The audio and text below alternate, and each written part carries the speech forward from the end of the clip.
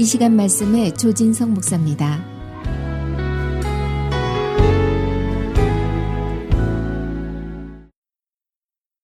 하나님이 주시는 기쁨이 청취자 여러분 심령 가운데 항상 충만하시기를 바랍니다. 오늘은 신약성경 마태복음 14장 13절에서 21절의 말씀 내용을 가지고 은혜를 나누겠습니다. 우리가 살다 보면 내 힘으로, 내 지혜로 해결할 수 없는 상황이 찾아올 때가 있습니다. 그때 우리 크리스찬들은 쉽게 포기하지 말고 그 상황이 하나님의 신성이 드러날 수 있는 공간으로, 그리고 나의 믿음을 채울 수 있는 공간으로 이해해야 한다는 것입니다. 왜냐하면 하나님의 능력은 우리의 한계를 통해 찾아오기 때문에 그렇습니다.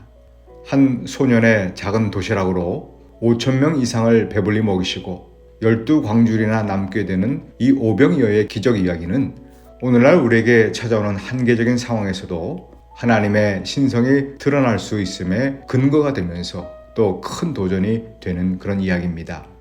그런데 여기서 우리가 정말 관심을 가져야 할 부분은 기적 자체가 아니라 그 기적이 일어나게 된, 즉 하나님의 신성을 드러나게 한 그 원리라고 하는 것입니다. 그 원리가 오늘 본문 속에 담겨 있는데요. 첫 번째는 16절에서 발견이 되어집니다. 예수님께서는 군중들이 빈들에서 저녁이 되어 먹을 음식이 없다는 것을 아심에도 불구하고 이렇게 말씀을 하십니다. 너희가 먹을 것을 주라. 같은 사건을 기록한 마가복음에 보면 이르시되 너에게 떡이 몇 개나 있는지 가서 보라 그랬습니다. 이 말은 직접 현장에 가서 현실을 정확히 파악하고 확인해 보라는 것입니다.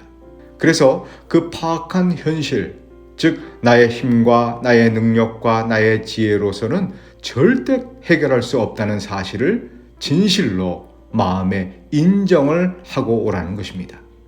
하나님의 신성이 드러나는 전제는 내가 정말 아무것도 아니고 내가 정말 할 수 있는 것이 아무것도 없다라고 인정하면서 고백하는 것이 꼭 필요하다는 것입니다. 무슨 말이냐면 그거 사실 내가 조금만 더 노력했더라면 그 문제 해결할 수 있었어 라고 하는 그 여지를 남기지 말라는 것입니다.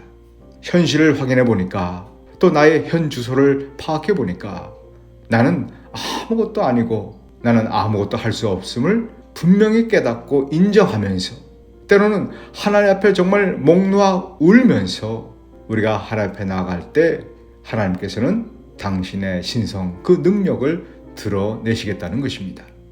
또 어떤 원리가 담겨 있을까요? 19절에 보니까 예수님께서 물고기 2마리와 떡 5개를 들고 축사를 하시는데 어떻게 하시냐면 하늘을 우러러 축사하셨다 그랬습니다. 하늘을 우러러 본다는 것은 문제만 보거나 또 그 문제를 도저히 해결할 수 없는 나, 말 그대로 오병이어와 같은 초라한 나만을 보고 있는 것이 아니라 문제 해결의 근원지인 하늘을 우러러 보라는 것입니다. 이 말은 진정한 문제 해결자이신 하나님을 향해 진심을 다해 기도하라는 것입니다. 하늘을 우러러 바라보지 않고 기도하지 않으면 어떤 현상이 주로 나타나냐면 주위를 두리번 살피기 시작합니다. 그래서 주변 사람들 중에 힘 있는 사람이나 가진 사람들에게 찾아가서 기대거나 의지해 보려고 한다는 거예요. 그러다가 내 뜻대로 되지 않으면 그 사람에 대해서 불평하고 원망하고 또 판단하고 더 나아가 정죄하기 시작합니다. 야, 그렇게 많이 가졌으면서 그거 하나 선심 못 쓰나? 5,000명 충분히 먹일 수 있을 텐데 안 도와주다니. 자꾸 서운한 마음과 불평하고 원망하게 되어지는데 그 이유가 뭐냐면 바로 나의 시선이 하늘을 우러러 보지 않았기 때문이라고 하는 것입니다. 하나님의 신성은 우리의 시선이 문제에 있거나 또 연약한 나에게 있거나 혹은 주변 사람에게 있는 것이 아니라 바로 살아계신 하나님이 계신 그 하늘을 향해 기도하는 자에게 드러내시는 것을 믿으시기 바랍니다. 마지막 또 하나의 원리가 발견이 되고 있습니다. 오병의 기적 사건을 순서대로 읽어 나가다 보면 뭔가 반복되는 한 가지의 행동이 보이기 시작합니다. 그게 뭘까요? 먼저 소년이 자신의 도시락을 나눔으로 기적이 시작되었습니다. 또 예수님이 축사하시고 제자들에게 떡을 떼어 나누어 주었다 그랬습니다. 그리고 제자들은 다시 그 떡을 무리들에게도 나누어 주었습니다. 바로 나누는 행동이 반복되고 있다는 것이죠. 우리도 오병이어처럼 가진 것도 별로 없고 또 나눌 수 있는 것이 사실 별로 없어 보입니다. 하지만 그 부족한 가운데서도 나누기 시작하면 그 나누는 행동 때문에 그 나눔의 행위가 벌어지는 그 현장 속에 하나님의 신성이 나의 경험으로 찾아온다는 것입니다.